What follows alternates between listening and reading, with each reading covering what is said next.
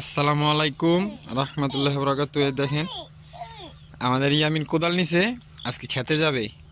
কি খেতে যাবেন? রসুন খেতে যাবে, রসুন খেতে।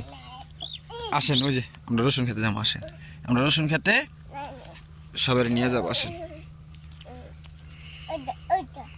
আসো। এই যে দেখুন আমাদের রসুন, আল্লাহ দিলে হাইটটা গেছে গা, বড় বড় হয়েছে।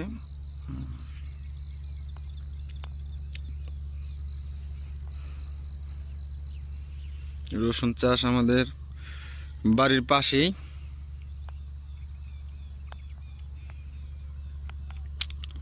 এই যে আবার এই যে দেখেন দুন্দুল, এই দুন্দুলগুলা এই জায়গায় অনেক বেশ কটা দুন্দুলি বড় বড় হয়ে গেছে।